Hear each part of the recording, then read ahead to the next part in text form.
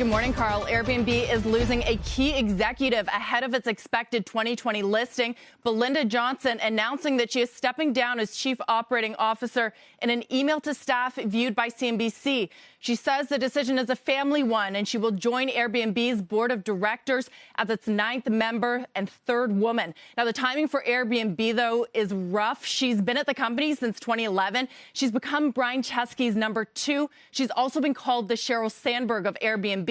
Now, before taking the COO role, she served as chief business affairs and legal officer. She has steered the company through regulatory and legal battles.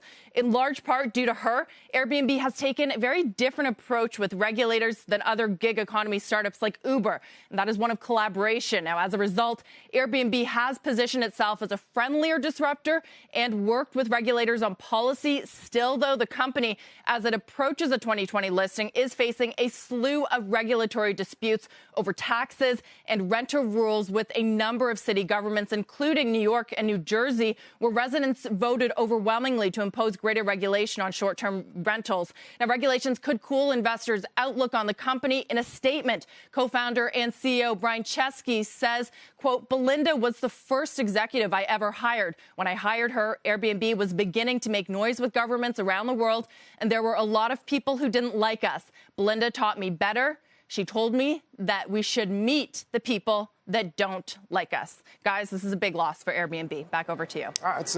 Just thinking, Deirdre, how active they've been in terms of newsmaking in recent weeks, policing content more aggressively. You mentioned the municipal laws, this Olympics sponsorship deal, which got reported in the past week. I mean, they've been active. I just wonder if it's on a path toward coming to market.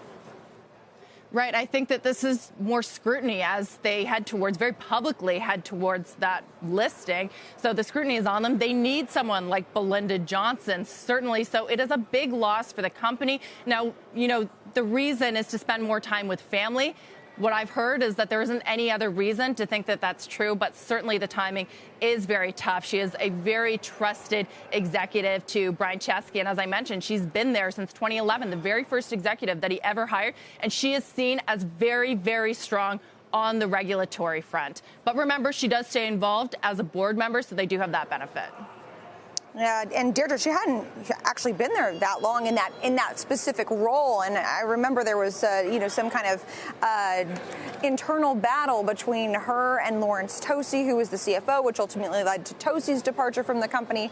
So it will be interesting to see whether her departure does slow things down for their ultimate listing, if that's the route that they choose to go down. Yeah, absolutely. And she's going to stay in the spot till March 1st. I'm told by the company that they will be looking for someone externally, but they're not going to replace that COO role. Instead, they're going to get a vice president of operations. So perhaps that tells you something about how the executive team is going to operate. Remember that its 3 founders are all still there with Brian Chesky as CEO.